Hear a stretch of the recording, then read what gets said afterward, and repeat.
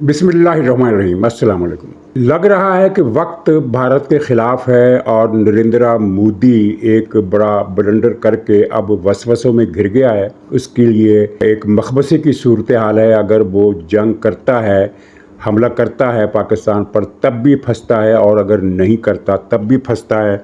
और क्या जंग होगी अमेरिका और रूस के दो इक़दामात से, कुछ अंदाज़ा लगाया जा सकता है। फिर ये कि पाकिस्तान ने जो शिमला माहिदा ख़त्म करने की धमकी दी है या इशारा दिया है, उसके भी भारत पर मनफी असरात मुरतब हुए हैं। और भारत ये गवारा नहीं कर सकता कि कश्मीर पर सूरत हाल फिर से 1965 और 1970 के ज़माने के दरमियानी अरसे वाली पोजीशन पर वापस चला जाए। ये चीज़ भारत के मफादात के भी ख़िलाफ़ है और भारत के उन ख्वाबों के भी ख़िलाफ़ है जो उसने कश्मीर को ज़म करने के बारे में सोच रखे हैं। और फिर ये कि आरफ उल्वी ने जो बकवास की थी, जो हर्जा सराई की थी अंबिया कराम की शान में, और इमरान खान को अंबिया कराम से अफजल करार दिया था, उस वाक़े की थोड़ी सी तफसील और सामने आई है, जिससे आपको अंदाज़ा होगा कि पीटीआई के लोग किस हद तक ज़ूम्बी बन चुके हैं। तो नाज़रीन, आगाज़ करने से पहले पीटीआई का जिक्र मुनासिब है। पीटीआई के सोशल मीडिया पर जो कुछ बका जा रहा है पाकिस्तान के ख़िलाफ़, पाकिस्तानी फ़ौज के ख़िलाफ़, उसका ख़ुलासा यही है कि नरेंद्र मोदी, हमला करो, हम तुम्हारे साथ हैं। और इनके सोशल मीडिया पर जो अकाउंट्स आपकी नज़रों से गुजरे हों, तो उनमें ये तक लिखा गया है कि पाकिस्तानी फ़ौज को मार पड़नी चाहिए, और अगर भारत पाकिस्तानी फ़ौज को मारता है तो ये इक़दाम दुरुस्त होगा और हम भारत की हमायत करेंगे। और इनकी एक वो है, बड़ी रज़ील किस्म की औरत है जो पाकिस्तान के ख़िलाफ़ पहले भी बकवास करती रही है। वो क्या फलक, वो दो बहनें जो हैं जो मशहूर, उनकी शक्लें देख कर ही मुझे नफ़रत होती है कि उनके अंदर का जो बातिन किरदार है वो उनकी शक्लों पर लिखा हुआ है। फलक जावेद के क्या इस तरह का कोई नाम है, सनम इसकी एक बहन है और एक ये है, इस तरह की वो चीज़ें हैं। तो उसने पाकिस्तानी फ़ौज के नाम एक ट्वीट जारी किया जिसमें बड़ी गंदी ज़बान इस्तेमाल की गई और कहा, और ये ताना दिया कि वो बॉर्डर पर भेजो वीगो डाले और जाओ, अब यहाँ से निकलो, तुम्हारा वक्त आ गया। इस तरह की बकवास उसने की है। तो पूरी पीटीआई बाद जमात इंतज़ार करती रही कि कल भारत हमला करेगा और पाकिस्तानी फ़ौज को नुकसान पहुँचाएगा, पाकिस्तानी फ़ौज का कबाड़ा कर देगा। तो इस सिलसिले में खैर इनकी खुशफहमी पर या जो भी इनके सोच है, इरादे हैं, ख्वाब हैं, वो तो अपनी जगह, लेकिन इनकी जहनीत रियासत पाकिस्तान और आवाम पर आश्कार होती जा रही है। और ये एक अच्छी बात है कि ये गंदे लोग, ये खबीस लोग, ये माशरे की नजासत की करीम तो वैसे अच्छी चीज़ के निकाली जाती है ना, दूध की क्रीम होती है या फलों के रस का एसेंस होता है, लेकिन ये पाकिस्तानी माशरे की जितनी नजासत थी वो सारी इकट्ठी होकर पीटीआई की सूरत में मुर्तकज़ हो गई है। इनके सोशल मीडिया अकाउंट से आप इनका अंदाज़ा लगा सकते हैं, इनके लीडरों के बयानात से आप अंदाज़ा लगा सकते हैं। तो खैर अच्छा, अब सूरत हाल क्या है, वक्त भारत के ख़िलाफ़ क्यों जा रहा है। पहली बात तो ये है कि दहशत गर्दी के ख़िलाफ़ पूरी दुनिया एक मौक़िफ़ रखती है, और वो ये है कि जिस मुल्क में भी दहशत गर्दी हो उस मुल्क का साथ दिया जाएगा। और इसी हवाले से अमेरिका ने ये भारत को मैसेज भेजा कि हम तुम्हारे साथ हैं। और ऐसा ही मैसेज तमाम मुल्कों ने पाकिस्तान को भेजा था जब बलूचिस्तान में जाफर एक्सप्रेस का सानया पेश आया था, तो उस वक्त यही अल्फाज पाकिस्तान के लिए भी कहे गए थे। लेकिन मसला ये हो गया भारत के साथ कि दुनिया भारत का ये दावा मानने में तामुल कर रही है कि हमला पाकिस्तान ने कराया, क्योंकि कोई सबूत, जिस तरह पाकिस्तान ने बहुत सारे सबूत सिफारतकारों को दिखा दिए थे, बता दिए थे, भारत उस तरह से नहीं कर सका। और कल ये जो FIR लीक हुई है, उसने तो दुनिया की नज़रों में भारत के इस मामले को बहुत मशकूक कर दिया है, और उस मौक़िफ़ को तक़वियत मिल रही है कि ये ड्रामा भारत ने ख़ुद कराया। वो ऐसे कि FIR जो दर्ज हुई है, पूरे फुल स्केप कागज़ का मतन है, उसमें ये बताया गया है कि 2:20 पर हमला हुआ, और ये FI के इंदराज का टाइम है 2:30। यानी हमला होने के 10 मिनट के अंदर अंदर FIR हाथ से लिखी गई या टाइप की गई, उर्दू में FIR है, उसका लंबा चौड़ा मतन तैयार हुआ। FIR का मतन जो है वो एक आदमी कोई बैठे बैठे तो नहीं लिख देता ना, वो پورے قوائف اکٹھے کیے جاتے ہیں اور واقعات کی ترتیب بتائی جاتی ہے کہ فلاں آدمی داخل ہوا، فلاں آدمی نے یہ کیا، تو یہ سارا کچھ، اور جب کہ وہاں سے فاصلہ بھی کافی ہے، کئی میل کئی کلومیٹر کا فاصلہ ہے، تو یہ 10 منٹ کا جو چکر ہے اس سے صاف لگتا ہے کہ ایک دن پہلے ہی پولیس والے کی ڈیوٹی لگا دی گئی تھی کہ تم نے 2:30 بجے FIR درج کرا دینی ہے، اس سے پہلے ہم یہ ڈرامہ کر لیں گے، لیکن ہوا یہ کہ ڈرامہ سٹیج کرتے ہوئے انہیں دیر ہو گئی، اتنی زیادہ دیر ہو گئی کہ بیچ میں جو وقفہ تھا FIR درج ہونے میں وہ کم ہو کر 10 منٹ رہ گیا، اور اس پر کسی کی توجہ نہیں گئی، اور ویسے بھی ہلاک شدگان میں سے 2 میاں بیوی تو زندہ نکل آئے، جو کہ نیوی کا افسر تھا یا کسی ایجنسی کا افسر تھا، اس نے پھر سوشل میڈیا پر اپنی ایک ویڈیو کا میسج ریکارڈ کرا کے اپلوڈ کیا کہ ہم تو زندہ ہیں اور ہمارے عزیزوں اور دوستوں کو بڑی تکلیف ہوئی، اس نے بھی معاملہ مشکوک کیا، اور پھر یہ ابھی تک ثبوت نہیں دے سکے، جو اسکیچ جاری کیے ہیں وہ کچھ اور ہیں، جو تصویریں جاری کی ہیں وہ کچھ اور ہیں، تو یہ ساری چیزیں مل کر بھارت کا جو کیس ہے، کیس کا یہ حصہ کہ یہ حملہ پاکستان نے کرایا، یہ کمزور پڑ رہا ہے اور بھارت اس میں جھوٹا پڑ رہا ہے۔ دوسری بات یہ ہوئی ہے کہ بھارت کو، جیسا کہ میں نے کل بھی بتایا کہ بھارت کو یہ پاکستانی تیاریوں کا علم ہوا ہے، تو اس کے بعد سے مودی پر خوف طاری ہو گیا اور وہ اس مخمصے میں آ گیا کہ اب کیا کرے۔ بھارت کو یہ پوری رپورٹ مل گئی ہے کہ اگر پاکستان پر حملہ کرتے ہیں میزائلوں سے یا جہازوں سے یا ڈرون طیاروں سے، ویسے اطلاع یہ ہے کہ میزائل اور ہوائی جہاز دونوں استعمال کیے جائیں گے، یہ ابتدائی منصوبے میں فیصلہ کیا گیا تھا۔ تو پاکستان کی فضائی شیلڈ بہت بہتر پوزیشن میں ہے، وہ میزائل بھی مار گرائے گی، وہ طیارے بھی مار گرائے گی، اور یہ حملہ ناکام ہو جائے گا۔ اب مودی کو ایک تو یہ پریشانی ہے، اور دوسری پریشانی یہ ہے کہ اگر بھارت کی کارروائی کے جواب میں پاکستان نے بھی کوئی ٹارگیٹڈ کارروائی کی اور اس کا نشانہ فٹ بیٹھا، کیونکہ یہ بات بھارت کو بھی پتہ ہے، آپ کو بھی پتہ ہوگا اگر آپ اس حوالے سے چیزیں پڑھتے رہیں، کہ بھارت کا دفاعی شیلڈ جو ہے، فضائی حملوں کے خلاف دفاعی شیلڈ، وہ پاکستان کے مقابلے میں بہت کمزور ہے۔ اگرچہ بھارت کی فوج بہت بڑی ہے، بہت بڑی فوج ہے، لیکن ان کے پاس یہ شیلڈ اس طرح سے نہیں ہے، وہ سسٹم اس طرح سے نہیں ہے جس طرح پاکستان کے پاس ہے۔ اور پھر یہ بات میں نے کل بتائی تھی کہ ہمارے میزائل، پاکستان کے میزائل اور ڈرون طیارے اور جنگی فائٹر طیارے، بمبر طیارے، یہ سارے کے سارے بھارت کے طیاروں سے، بھارت کے ساز و سامان سے کہیں زیادہ اعلیٰ کوالٹی کے ہیں، زیادہ ایکوریسی کے ساتھ نشانہ لگا سکتے ہیں، وار کر سکتے ہیں۔ تو مودی کو یہ اندیشہ ہے، جو وہاں سے رپورٹیں ٹی وی چینلز پر اب دوسرا نقطہ نظر بھی آنا شروع ہو گیا ہے، تو اپوزیشن خاص طور پر وہ مودی کی صلاحیتوں پر سوال اٹھا رہی ہے۔ تو یہ کہا جا رہا ہے کہ اگر بھارت حملہ کرتا ہے اور پاکستان جواب میں بھارت کا زیادہ نقصان کرتا ہے، تو پھر بھارت کو لازماً ایک بڑا حملہ پاکستان کو کرنا پڑے گا، کیونکہ پھر وہ افورڈ نہیں کر سکتا کہ پاکستان کا تو نقصان بہت کم ہوا، لیکن پاکستان نے جواب میں بھارت کا زیادہ نقصان کر دیا، اور بھارت کو جواب میں بڑا حملہ کرنا پڑے گا، اور اگر بڑا حملہ کیا تو پھر ایک all out war across the border چھڑ جائے گی، جو کسی کے بارے میں نہیں ہے، اور خاص طور پر بھارت کو اس سے زیادہ نقصان ہوگا۔ نقصان تو پاکستان کا بھی ہوگا، لیکن بھارت کا نقصان یہ ہوگا کہ مودی جن نعروں کی بنیاد پر برسر اقتدار آیا تھا، اس میں ایک تو خیر مسلمانوں سے نفرت کی مہم تھی، وہ اپنی جگہ ایک فیکٹر ہے، لیکن اس نے جو زیادہ طبقات کو اپنی طرف راغب کیا وہ تھا کہ ہم شائننگ بھارت، یعنی انڈیا کو ایک چمکتا دمکتا ملک بنا دیں گے، اور اگر جنگ ہوئی تو یہ شائننگ بھارت جو ہے وہ ڈراؤننگ بھارت بن جائے گا، ڈراؤننگ انڈیا بن جائے گا، یعنی ڈوبتا ہوا بھارت، اس کی معیشت برباد ہو جائے گی، وہ جو سرمایہ کاری بھارت میں آ رہی ہے اس کا فلو رک جائے گا۔ حال ہی میں کیا ہوا کہ اس حملے کے بعد، مقبوضہ کشمیر میں ہونے والے اس واقعے کے بعد، نریندر مودی نے ایک بڑا بلنڈر کیا، وہ یہ تھا کہ سعودی عرب کا دورہ فوراً اس نے ملتوی کیا، حالانکہ اسے ایک دن وہاں رہنا چاہیے تھا، جس کا سعودی عرب نے برا منایا، کیونکہ یہ ضروری نہیں ہے کہ اگر ملک میں دہشت گردی ہو تو آپ اسی روز اپنے ملک واپس پہنچے، چند گھنٹے ایک دن کی تاخیر ہو سکتی ہے، ملک کے اندر پورا سسٹم موجود ہوتا ہے۔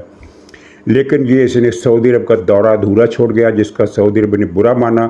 फिर ये इतला भी है कि इसने अपनी पार्टी की हाई कमांड को और गवर्नमेंट के जो मुतलका सीनियर जिम्मेदार होते हैं उनको ये बताया कि ये नज़र रखी जाए, अगर मुसलमानों को हिट किया गया, यानी बीजेपी के लोगों ने जगह जगह मुसलमानों पर हमले शुरू कर दिए, जैसा कि इनके प्लान था बीजेपी पार्टी का। नरेंद्र मोदी की इसमें मर्जी नहीं थी। प्लान यह था कि जैसे ही लाशें घरों को पहुंचेगी तो मुख्तलिफ इलाकों में मुसलमानों के महलों पर मुनज़्ज़म हमले किए जाएंगे। तो मोदी ने कहा कि अगर ये हमले हुए तो जो सऊदी अरब से बहुत बड़ी सरमायाकारी इंडिया आ रही है उसका रास्ता रुक जाएगा और मामला बहुत ख़राब हो जाएगा। तो ये यहाँ भी मोदी फंस गया। अब वो मोदी फंसा हुआ है कि अगर वो हमला करता है तो जंग का ख़तरा है, जंग का ख़तरा है, क्योंकि जंग जो ऐसी चीज़ है कि इसकी प्रिडिक्शन नहीं की जा सकती। कई मरतबा ऐसा होता है कि जंग का माहौल पूरी तरह तैयार हो गया लेकिन फिर अचानक सारा मामला फिजल आउट हो गया और मामला पुरसकून हो गए। और कभी अचानक से, जैसा कि ये पहलगाम वाला वाक़या हुआ है कि इससे एक दिन पहले तक मामलात बिल्कुल नॉर्मल थे और एक दिन के अंदर अंदर ही दोनों मुल्क जंग के किनारे पर, जंग के दहाने पर जा पहुँचे। तो जंग प्रिडिक्टेबल नहीं होती, और अगर जंग इन वाक़यात के नतीजे में जंग छिड़ गई तो भारत को मुसीबत होगी। और अगर भारत हमले नहीं करता इन अवाक़िब से बाखबर होकर, इनसे डर के, तो मोदी इलेक्शन कैसे जीतेगा? क्योंकि इसने अपने वोटरों की तवक्कुआत बहुत बढ़ा दी हैं। जज्बाती तौर पर इसने खिताब किया, खिताब करते हुए कुछ इस तरह के फ़िक्रे कह दिए कि हम ऐसा बदला लेंगे कि जिसका दुश्मन ने सोचा भी ना होगा, यानी कोई एक आध कोई गोला नहीं दागेंगे, कोई बड़ा काम करेंगे। अब अगर वो बड़ा काम नहीं करता तो इलेक्शन में मोदी को शिकस्त हो सकती है। मगरबी बंगाल के इलेक्शन में, कुछ और एक और रियासत में भी इलेक्शन हो रहे हैं। तो मोदी अब फंस गया और मोदी का फ्यूचर मुझे तो तारीख नज़र आ रहा है। मेरा ख्याल है कि ये अगला इलेक्शन जो है ये हार जाएगा। और कुछ ताज्जुब नहीं कि इस बहरान के अंदर से ऐसे वाक़यात जन्म लें कि जिनके नतीजे में इसकी मखलूत हुकूमत ख़त्म हो जाए, क्योंकि ये इस वक्त मोदी की हुकूमत अपनी पार्टी की मुकम्मल हुकूमत नहीं है, इसको दूसरी पार्टियों से मिलकर हुकूमत बनाना पड़ी है। और तीसरा फैक्टर ये है कि कांग्रेस पार्टी जिसकी हुकूमतों ने पाकिस्तान के ख़िलाफ़ 2 जंगें लड़ी, एक 1965 में जब लाल बहादुर शास्त्री वज़ीर आज़म था और दूसरी 71 में जिसमें इंदिरा गांधी वज़ीर आज़म थी। तो वही कांग्रेस पार्टी अब जंग से गुरेज का मशवरा दे रही है नरेंद्र मोदी को। ज़ाहिर है कि उसके कांग्रेस की क़यादत अब नए लोगों के पास है। वो ऐसे लोग हैं जो जंग नहीं चाहते, जो बर्रे सग़ीर में अमन चाहते हैं। कांग्रेस जो पहले अमन नहीं चाहती थी अब अमन की प्रचारक है, और बीजेपी ने जंग की ठेकेदारी अपने नाम करा ली है। लेकिन इसका फ़ायदा क्या होगा? तो ये बीजेपी के अंदर भी अब ये सोच पनपने लगी है कि हम इंतकाम और क्रश पाकिस्तान और वो बाबर की संतान को इंडिया से निकाल दो के नारे लगाते लगाते इतनी दूर आ गए हैं कि वापस जाते हैं तो मुश्किल, वापस नहीं जाते तो भी मुश्किल। ये सारी चीज़ें चल रही हैं। ऊपर से शिमला मादा को ख़त्म करने का इशारा दिया है पाकिस्तान ने। वज़ीर दिफा ने एक टीवी में ये कहा, और ज़ाहिर है ये मुक़्तदर हलकों और पूरी रियासती इदारों की सोच है, हुकूमत की सोच है कि हम ये कर सकते हैं। शिमला माहदा के तहत पाकिस्तान और भारत मसला कश्मीर को आपस में मिल बैठकर हल करेंगे और फ़ौजी कार्रवाइयाँ नहीं करेंगे। लेकिन अगर ये शिमला माहदा ख़त्म होता है तो पाकिस्तान का वो दावा बहाल हो जाएगा कि कश्मीर पाकिस्तान का हिस्सा है और वो बज़ोर शमशीर इसे वापस लेने का हक़ रखता है। ये वो सिनेरियो है जिससे भारत को परेशानी लाहक हो गई है, क्योंकि हर इतना तो हुआ ना कि इस मामले से अब कश्मीर का मसला फिर पब्लिक के सामने, आदमी राय आमा के सामने एक मरतबा फिर नमूदार हुआ है। और लोग पूछ रहे हैं कि आखिर कश्मीर का ये इशू है क्या ये सिर्फ क्रॉस बॉर्डर टेररिज्म का मसला है या कुछ और भी है?